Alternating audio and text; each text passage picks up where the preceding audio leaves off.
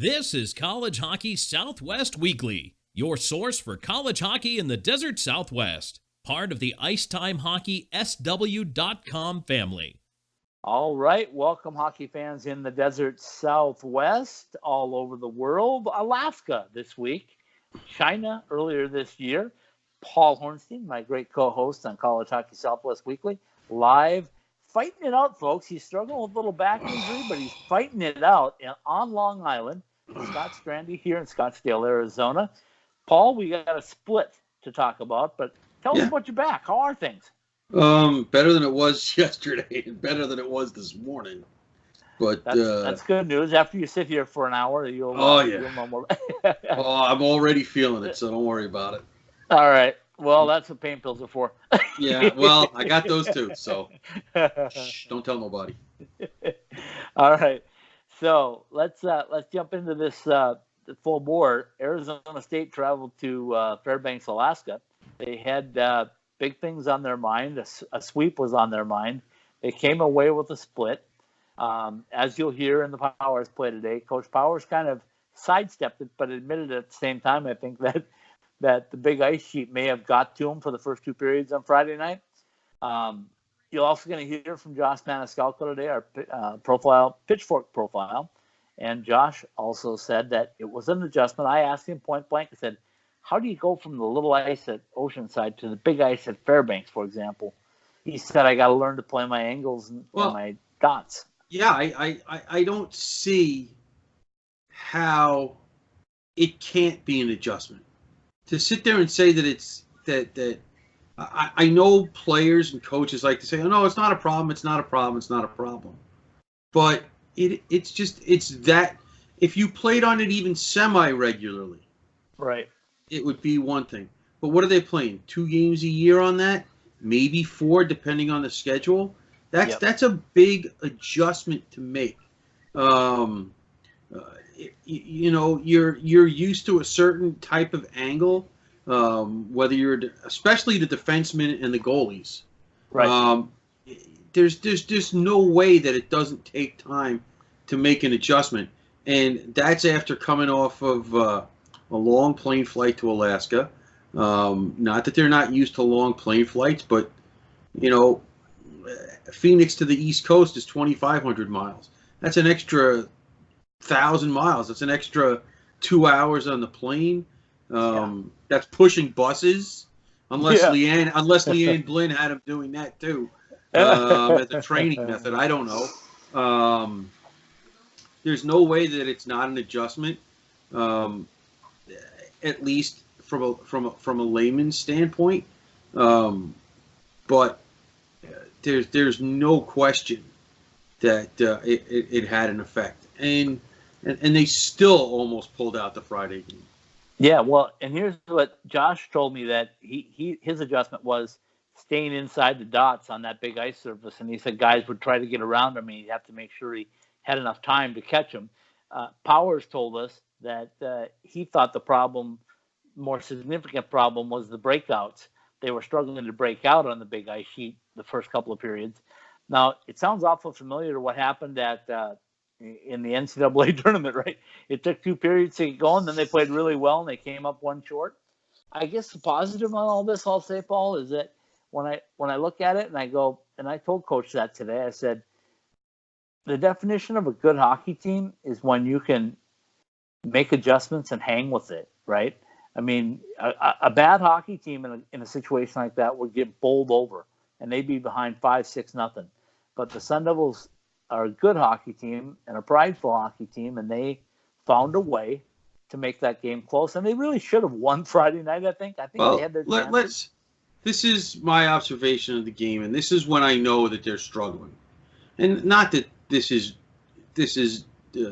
a medical discovery here, but when guys start reaching with their sticks, okay, you know that they're struggling, because that means they're not moving their feet. It means they don't have their legs under them, and that was definitely the case in the first 2 periods of that game.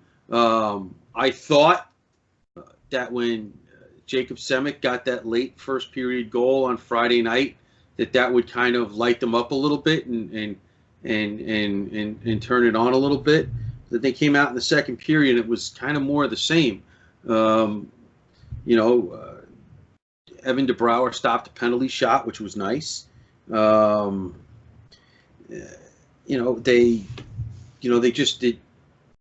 had a bunch of turnovers at the blue line in the second period. From what I got to see, thank you WCHA stream. Can we go one weekend without streaming problems, please? Oh my Lord! Way too many turnovers at the blue line, and that doesn't help you break out, and that gives the other team a lot of more offensive chances than they might have deserved. And I want to say this too. This is part of the problem with preseason predictions and polls. We're seeing now that maybe Quinnipiac is not as good as people expected, but at the same time, this Alaska team is playing much better than people expected. Yes, they are. They are a very, very scrappy bunch. They kind of reminded me a little bit of the last year's ASU team and the team that kind of got a little bit on a hot streak at the end of the season before. They fight and they scrap and they stay in every game, just about every game, and they get good goaltending and so forth and so on. I mean, they're in the top 20 in the pairwise, and I don't think anybody expected that. So them and ASU flip-flopped Friday night. I just for a night, Yeah, but I mean, they're a good hockey team. I mean, look at who they played and how hard they played them. The other thing I think we got to talk about a little bit is the fact that ASU is now won 5 out of their last 6. Yeah. And the 2 that they lost prior to that were against what is now the number 1 ranked team in the country again.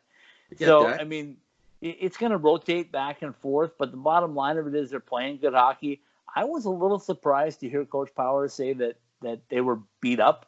Beyond. That definitely caught me. That at least explains why, if you look at the lineup on Friday, why it was so different on Saturday with Connor Stewart being in there on Saturday and Vito Johnson's was in there on Saturday as opposed to Friday, and why guys like Jack Judson was not in the game when he had played every game. The forwards were different. Jax Murray didn't play on Friday, but he played on Saturday. Now maybe that was precautionary because he was coming off an injury for most of preseason. So the lineup changes kind of caught people off guard, and at least now we kind of have an understanding of why, because there was a lot of bumps and bruises coming out of the series against Quinnipiac going into Alaska, or maybe some of those happened on Friday night too. We don't know. Maybe they happened pushing a bus. Maybe they happened pushing a bus. And listen, that'll do a lot to your groins and calves. There is no sport that is more secretive about their injury issues than ice hockey. Yeah, there is no. It's not even close. Right. Okay? In the NFL, they'll lie to you. They'll say everybody's hurt. Yep. In hockey, hurt? We don't know what you're talking about.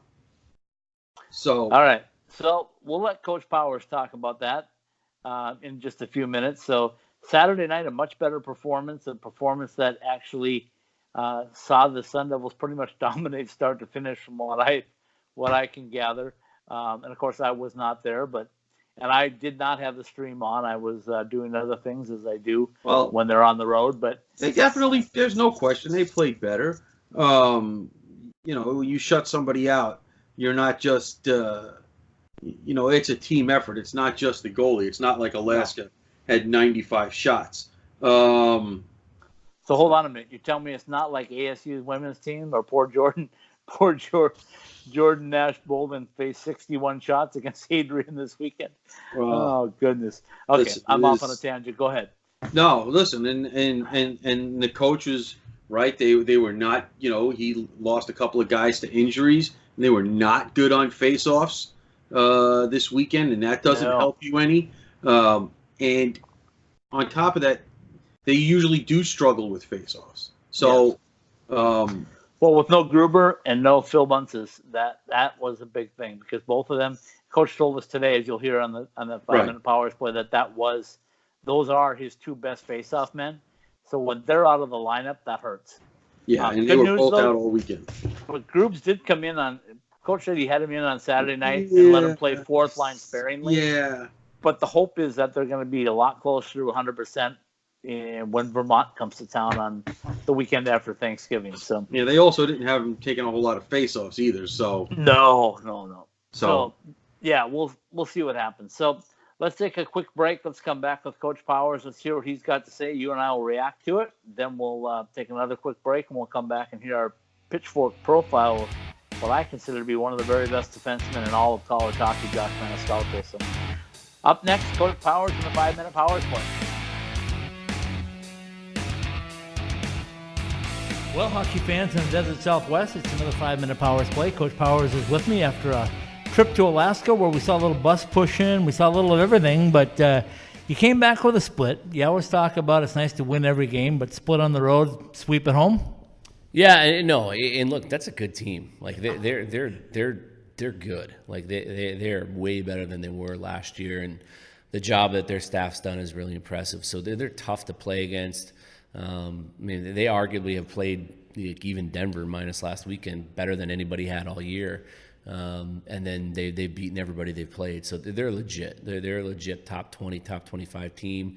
So it's a good split. I think that obviously Friday we felt like as a game we didn't play well, but it was winnable. We were right there, and it took us 2 periods to adjust on that ice. Our D really struggled managing the puck just with that extra time, especially coming out of our zone. They just struggled managing the puck, and it took them 2 periods to adjust. And I think we had a really good third, tied it up, and just couldn't take the lead. And then Saturday we were really good. We managed the game. It was a good road game, limited their chances for the most part, and had a nice sound win. A couple things that come to mind when you say that is the adjustments that your team is able to make this year and last year that maybe they didn't make earlier. And that might be the talent on the team. It might be experience. But tell me a little bit about what that's like to see them make in-game adjustments like that. Well, we've always been really good going from really Friday to Saturday. I mean, you obviously want to have a better Saturday. I mean, because you can look at a team and feel the game and make adjustments as a staff and all that good stuff. And I mean, this year we only have 1 loss on a Saturday, and that's to Mankato. So we're always generally very good on Saturday, and we put an emphasis on winning on Friday so we can play downhill even more on Saturday. So it's at the end of the day, look, we won 5 of 6 games. There's only I think 6 other teams in college hockey that have done that. It's hard to do. It's hard. I mean, we started 1-3 and we've gone 5-1 since that stretch. And the 1 loss was on the road to the then 13th ranked team in the pairwise ranking. So we're happy with where we're at, and by no means are we content with where we're at. That's a good way to put it. Tell me a little bit about Josh Maniscalco's weekend. He was as good or as he's been forever, but he was really good, wasn't he? Yeah, man, he just gets better and better. I mean, the secret's out. He's there's no hiding him. Like there's generating a lot of interest, obviously from the highest level in the world now, and he should be because he's that good. He's a special player, special kid, and he had a great weekend, and especially on Saturday. And he's always been kind of a breakout machine and poised with it, and just looks different than everybody. And now he's starting to score, so it's his game's really coming together, and he's a good one. Has he done something different to score, or is the puck just going in now? No, I don't think so. It's just polish and experience and piecing his complete game together. You know, I mean, he came in and we really wanted him to focus on defending and really building his game from our net out, breaking the puck out clean and having a good first pass and then worrying about, you know, the other end of the ice as it came. And now he's just put together a complete game. He's a 200-foot player. He projects to be a legit two-way pro, and he's really come on. Okay, Evan DeBrouwer got another shutout. Tell me a little bit about Evan and what you've personally seen in Evan from, you know, the start of the season until right now. Just confidence, poise. You know, he in fairness to Evan, he went 16 months without playing a game. You know, and that's a long time to go, and then to be thrown into the fire is tough. And he look like he, you know, the first loss against Mercyhurst was not on him. That was on us, you know, mismanaging the last 5 minutes of a hockey game. And you know, Mankato, he gave us a chance to win both games. He had us down a goal going into the third on the road against the number one team in the country, and we didn't get the job done in front of them. And ever since those first two series, he has not looked back. He's 5-1 in his last 6, just like the team is, and he's winning us games. He's a hell of a goalie. Okay, so we got 2 weeks off now before Vermont comes to town right after Thanksgiving. How do you prepare this team for the next 2 weeks? Well, look, we're banged up. Like, this is as banged up as we've been in since I can remember. You know, and there's guys that are banged up that we're not even talking about. That gutted through the weekend for us and fought through some stuff that probably they shouldn't to have to play, but we had to get through it. And the one thing we haven't really talked about is the losses of Buncis and Gruber are big. I mean, those are two of our top 3 centermen and our best 2 guys on faceoffs, and we have struggled to win draws without them because they're both just that good on faceoffs. And getting them back for Vermont, which we expect to, is going to be a huge shot in the arm. This break, it certainly wasn't by design. There were some scheduling quirks that happened that were beyond our control, but it's ended up coming at the perfect time. Our guys need it. We needed to get healthy. Those 2 guys were anxious to get back, and we'll have them back. We dressed Grubes on Saturday and gave him some fourth-line shifts, and he got about 5 minutes of ice just to kind of get back into it on the wing. And so he's going to be ready to go, and we expect Phil to be ready to go. And having those guys back will allow us to do so much more. And we got some guys in the back end that are banged up too. So we need this break. All right, final question for you. Tell me a little bit about Justin, how things went last week for him. He had his surgery. How's he doing? He's doing well. He's doing, you know, all things considered, now it's just making sure that he has the emotional support to get through what he needs to get through, and he's going to make a full recovery, and he could be back this year. He could, but it's not going to affect his future as a player at all. So now it's just us getting him through it emotionally, and making sure he stays involved and stays in shape, and goes through his physical rehab and physical therapy, and gets done what he's done, and he'll be back. All right, I know you don't look at it. I do, because I'm in the media, but I can say that 18 more wins, Coach, and I think you're in the tournament again. So the magic number countdown has begun on our end of it. We're going to wait for 2 weeks like you are until Vermont comes to town and see if we can knock off a couple more. Yeah, no, we like where we're at right now. You know, I mean, we're 6-4. You know, 2 1-goal losses that we'd like to have back, but everything's in front of us. We control our own destiny. I think we sit 13th in the pairwise right now, and you know, and again, nowhere close to playing our best hockey. You heard it, folks. Coach says they're ready to roll in 2 weeks. Just get those bumps and bruises healed, and we'll see you back here next week. Yep, thanks.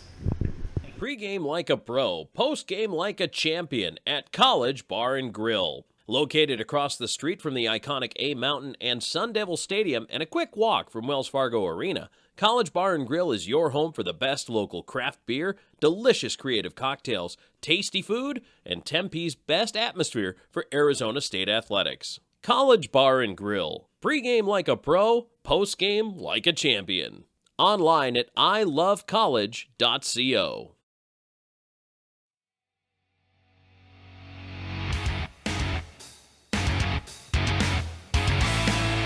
And we're back. Paul Hornstein, a chance to listen to the coach today. We got about 7.5, almost 8 minutes with Coach Powers.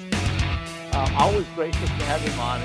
It's always a privilege and nice to have the coach one-on-one like that in a setting where we can ask him questions without being in the scrum. So throw out to Mitch Terrell right now. Let's tell him thank you for giving us the opportunity to sit down with them, and Coach Powers for taking the time. Your thoughts? Like I said, we talked about the injuries already that, we didn't really know about. So that makes a difference. Coach was talking about, he mentioned that like we already did about Alaska's spot in the pairwise and ASU's spot in the pairwise. And, people need to remember that more so than rankings in terms of polls. It's all about the pairwise. And the other thing that people also need to understand, both good and bad, is it's early in the season. And those numbers go up and down like roller coasters. And on Friday night, they had 9 ties in NCAA. in NCAA play. Isn't that crazy? Ties. That's crazy. So the numbers are going to change drastically until you hit January. So let me tell you a number that needs to continue to change drastically. The magic number started at 24. We're down to 18 right now. I know you say 1. You're right. One at a time. But here's the thing: when you take them 1 at a time and you cross them off 1 at a time, you're going to need 18 more wins if you want to be considered a NCAA tournament team. Now, so a lot of games left to play. Right, okay. And you know me. I to me that's getting.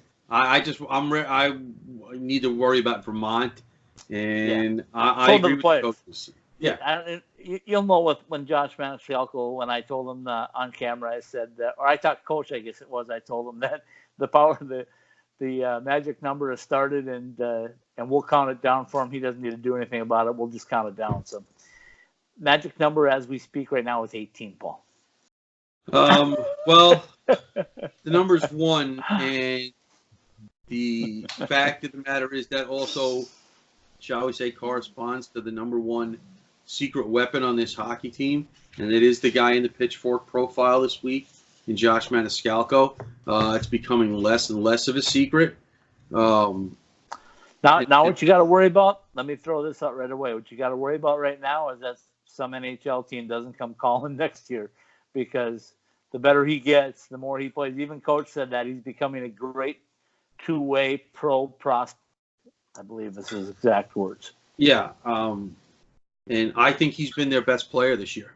I believe it. I think he's been their most consistent player. I think he's been their best player game in and game out. And, everybody likes to talk about the goals. And, he's got 3 or 4 goals this year already. He got 2 this weekend, didn't he? Well, he's at, so one of them was an empty net. But, he's got, like I said, I know. But the fact of the matter is he's a tremendous skater. He gets the puck out of the zone with as much ease as anybody else on the team. He plays both ends of the ice. And I'm not trying to take anything away from Vincent Paschuk, because I think the fact that he's got Josh there helps make his game better, and vice versa. You would be hard-pressed to find a pair of defensemen that are better two-way players on any team. We're biased, and you want to say that they're the best pair in the country.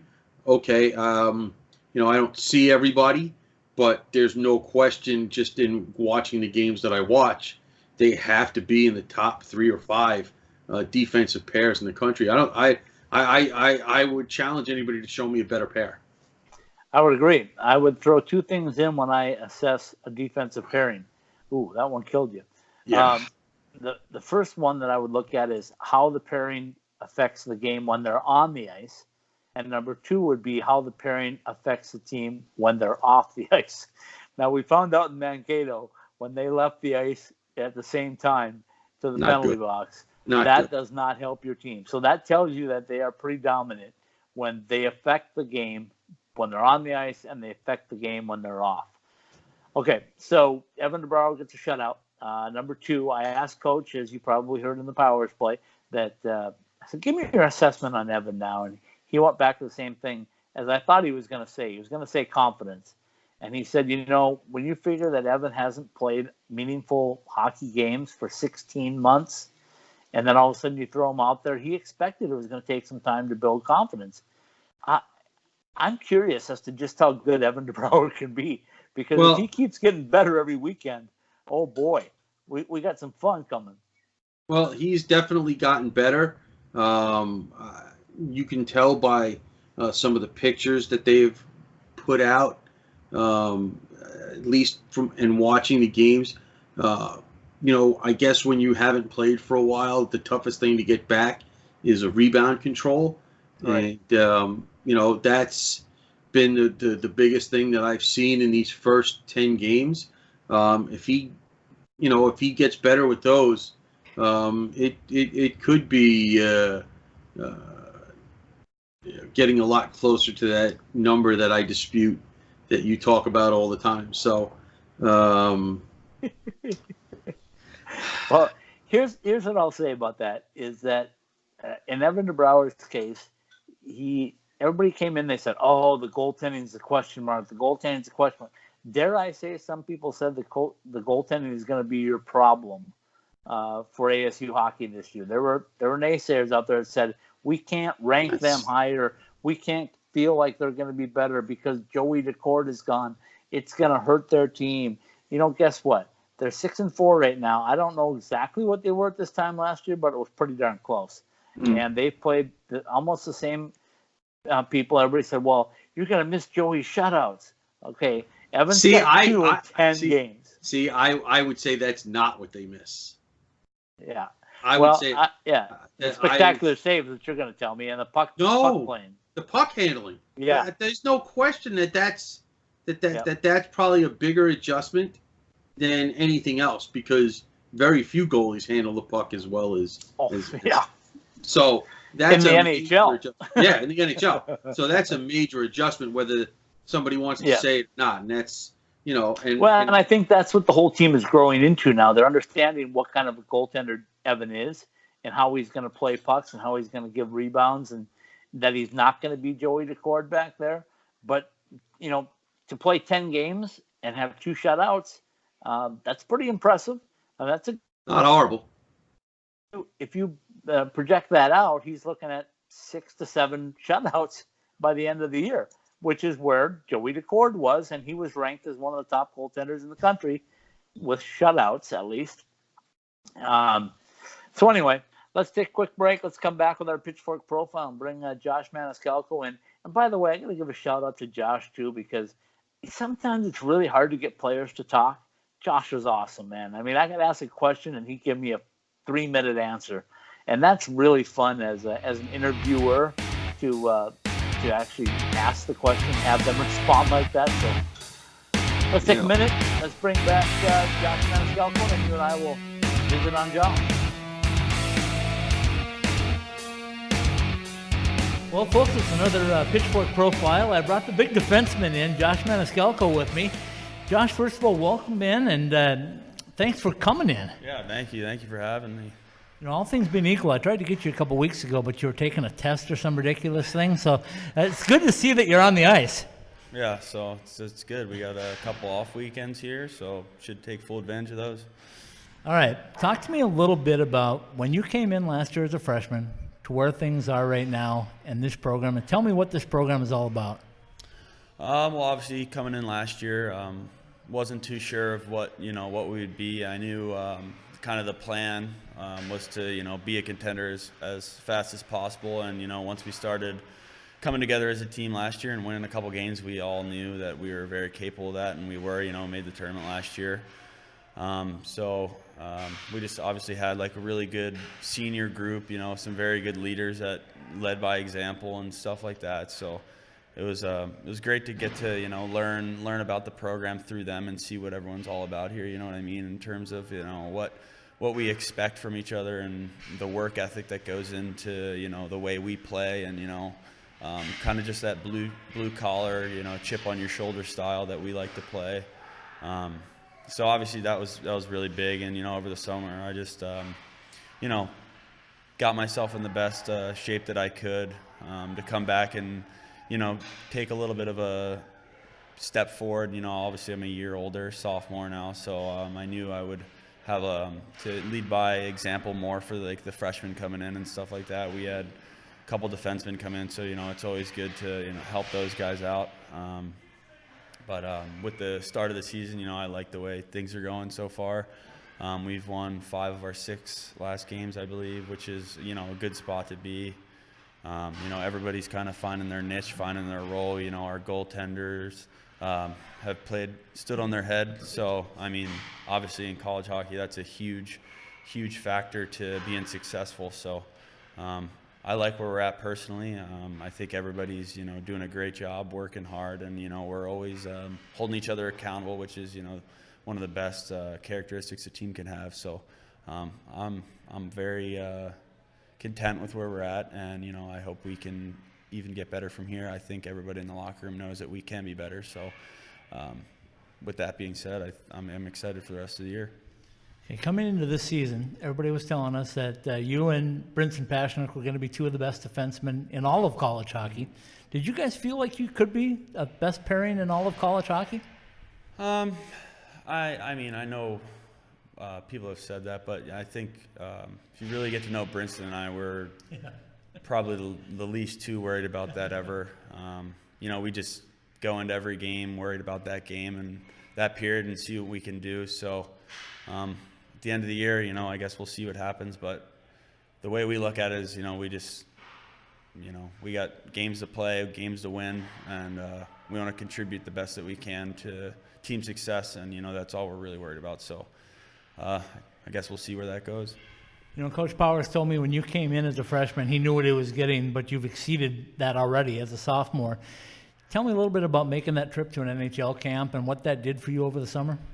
Yeah, that was my first camp. It was obviously very cool, different experience. You get to compete against guys and from all over the world, really, at all different leagues, all different levels, younger guys, older guys, free agents, drafted guys, stuff like that. So, it was really good experience to kind of see, where I fare in terms of that level of compete and stuff like that.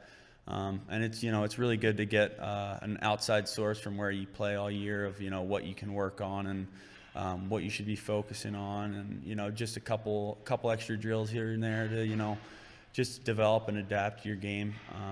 And then obviously, it's just good to, make those hockey relationships. Like there's guys there that, we battled out versus all last season, like guys on Harvard, guys on Penn State and stuff like that. So it was kind of cool to, kind of make a little bit of a friendship there for that quick week in Boston. So it's cool. It's definitely a different community. Hockey's a real small world, and all hockey guys are the same. So just being able to share stories with other college players, CHL guys that play over in Europe. At the end of the day, we all have the same experience. It's cool to share. So. Talk a little bit about being on the road with this team. You guys came back from Alaska. You moved a bus a little bit. You did a lot of different things, but how close is this team becoming on the road? Yeah, obviously we spend a lot of time on the road, and I was actually talking to Brinson when we were in Alaska, just saying how, we used to kind of dread traveling, but it's almost fun anymore.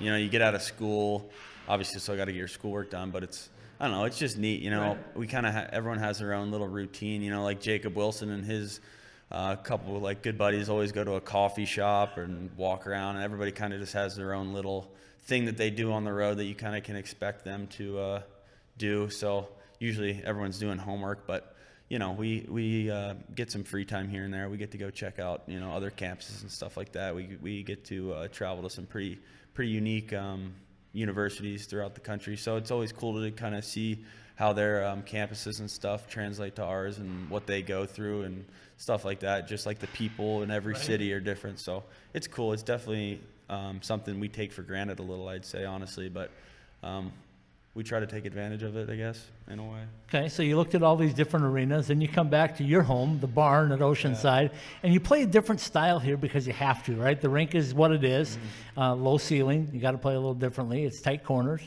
tight. Well, actually, not much space at all on the ice. But do you change your game up for that, or do you try to play the same game and the arena doesn't really make a difference? Because you just came off of Olympic ice, right? I mean, there's definitely adjustments that have to be made. When you play on an Olympic sheet, you got to really focus defending on staying inside the dots.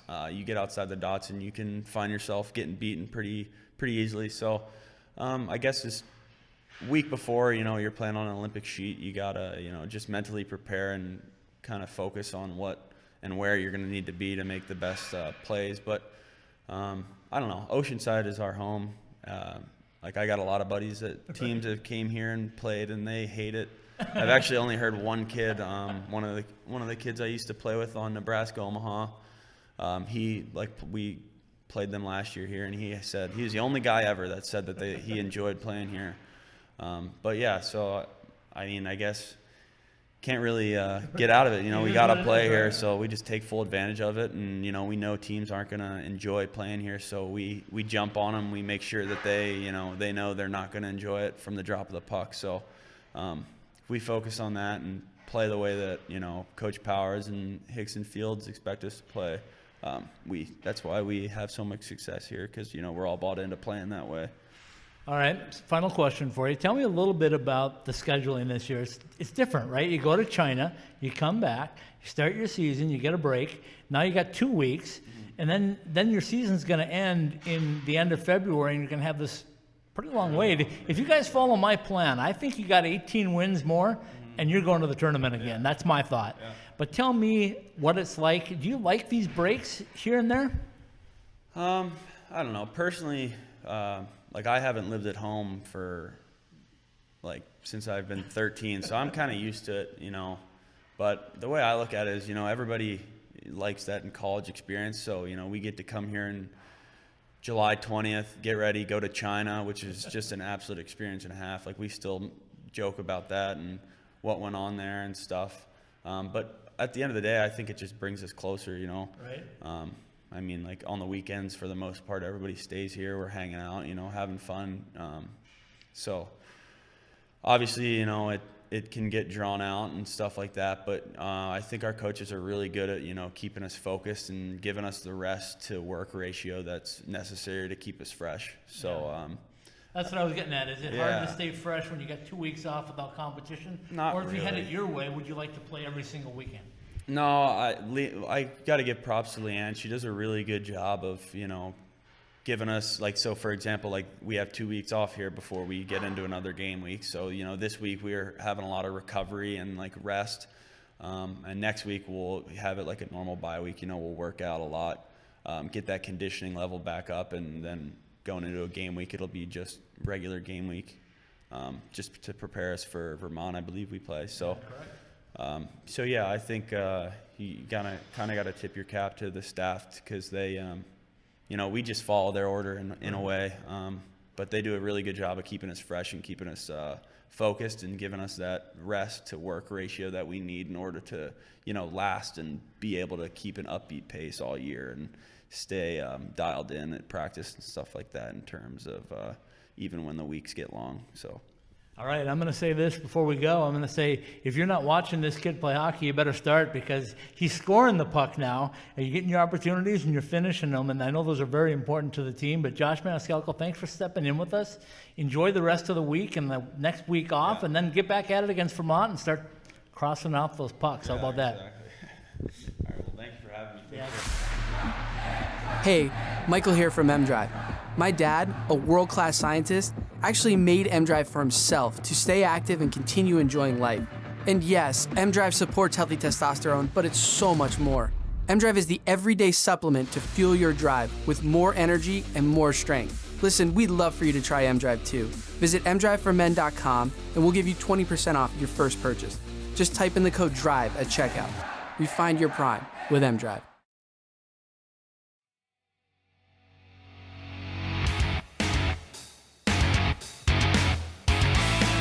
We're back. Paul Hornstein back in on Long Island, New York.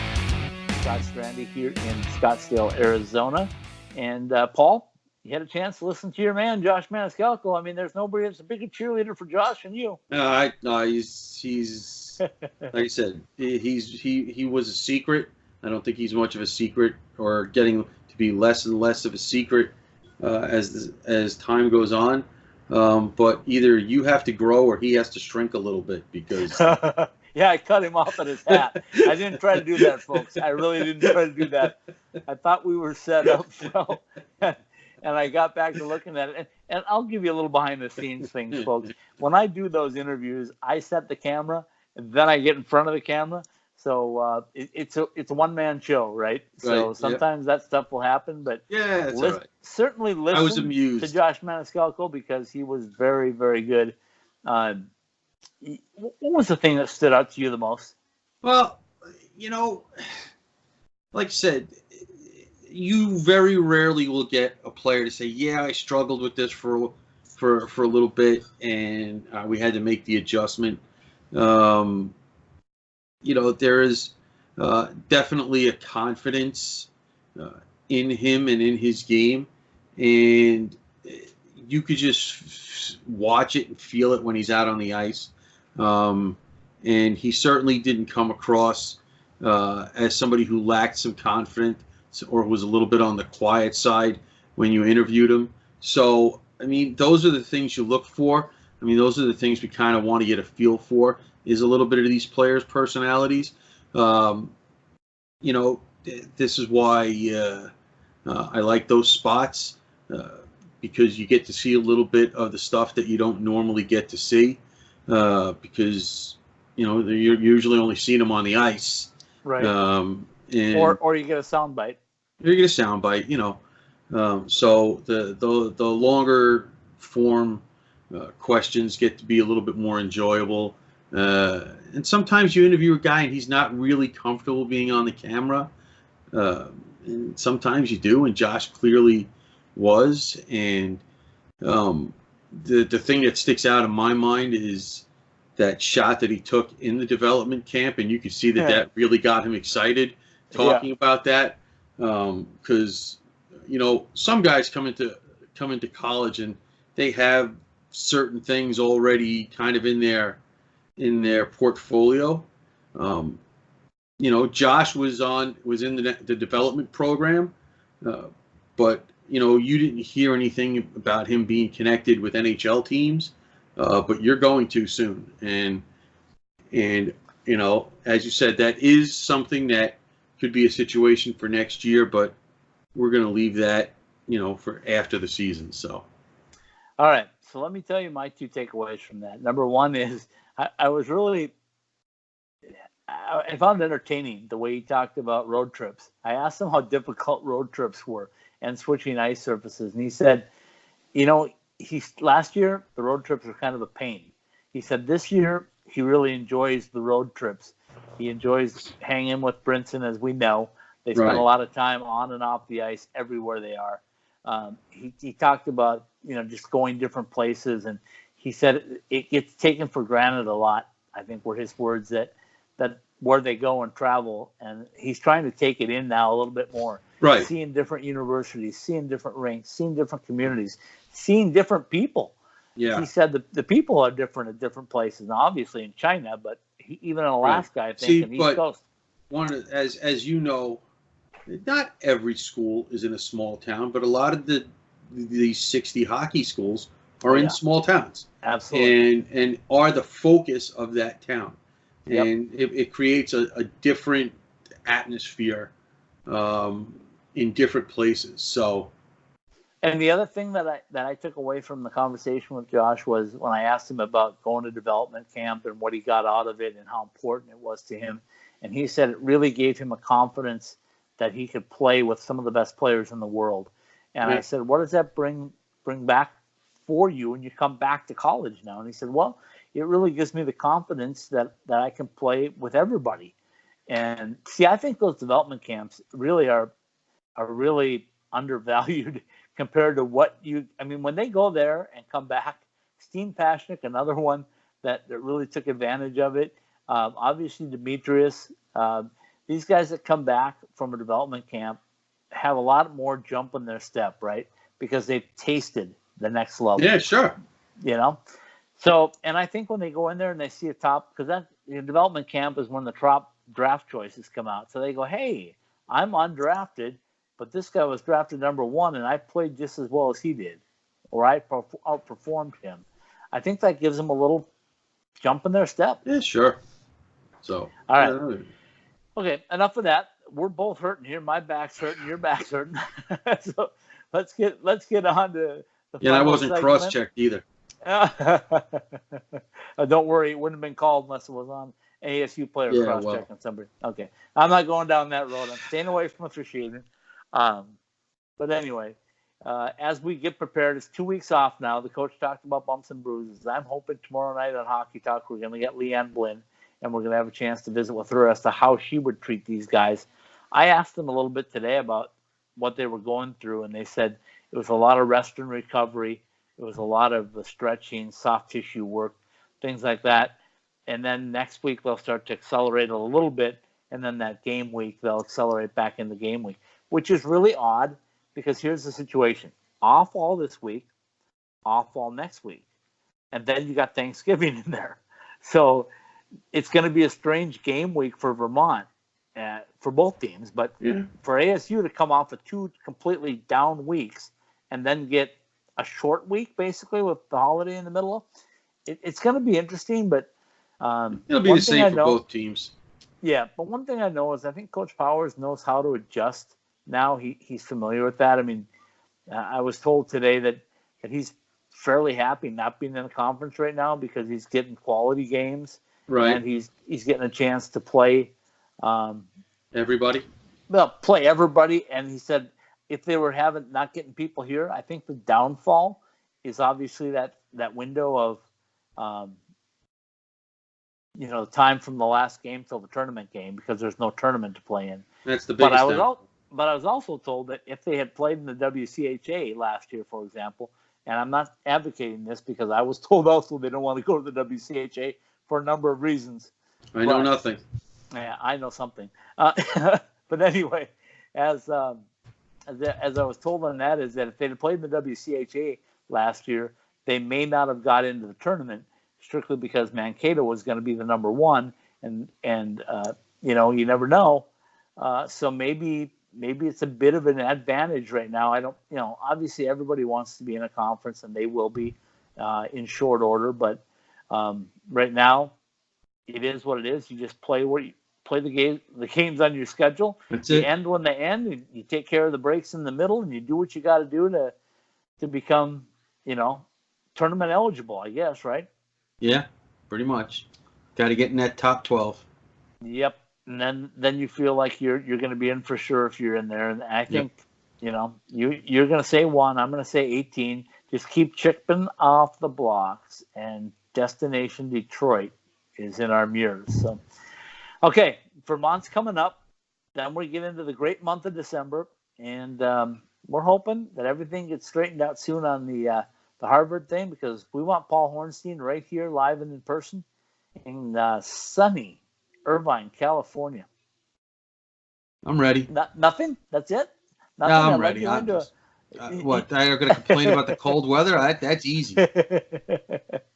All right. Get your back straightened out. I'm going to get working on my back, and then we're going to come back next week, and we're going to talk about what happened this off week. Oh, I do want to throw out one other thing. I did make a point to ask Coach Powers about Justin Robbins. Had his surgery. He is going to make a full recovery. He did allude to the fact that he could come back sometime this year, they think, and he will make a full recovery. I want to tell everybody that right now. It's a full recovery. It's not going to affect how he plays hockey in the future. So that's all good news from Justin's standpoint. That's good. To be honest with you, I say don't bring him back. Get the medical red shirt and keep him around for one more year. That's probably what's going to happen. Yeah, I'd say you're probably right. All right. Let's talk about sponsors. We got our good friends over at Behind the Mask. We got our friends at Oceanside Ice Arena. Right. We're going to be up next week at the Ice Den, or tomorrow at the Ice Den Scottsdale, and of course their co-place Ice Den in Chandler. We've got our good friends over at OxyPow with the Fantastic Friday Performers. We've got our friends down at College Bar and Grill, where we'll be back again the first Wednesday of every month for Hockey Talk. Who else am I missing, Paul? Throw them out. We got M Drive. Yeah, you got them. Did you say Behind the Mask? I said Behind the Mask. Okay. So, see, the numbers are growing, which is great, because now I'm going to have to start writing them down, put them in front of me. I can't just wing them out there anymore, because we've got people that are coming on board all the time. As I always say, Paul Hornstein, there's plenty of room on the bus, even if the Sun Devils have to push it. Well, listen, it's better them pushing it than me. I'm old.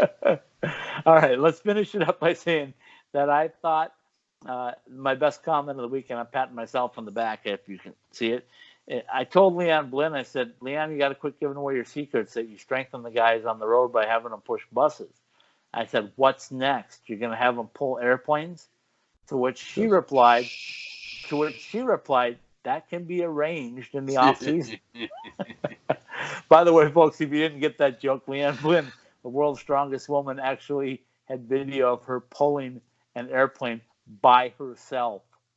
Yeah. So shout out to Leanne Blinn. Get the guys back in shape. We'll try to get back in shape, so we're at 100% next week. Paul Ornstein, enjoy the rest of the week, and you too. We're getting closer and closer to Vermont. So, yep. College hockey fans, tune in every week. You can see us now again back on YouTube with College Hockey Southwest Weekly. Have a good night. Good night.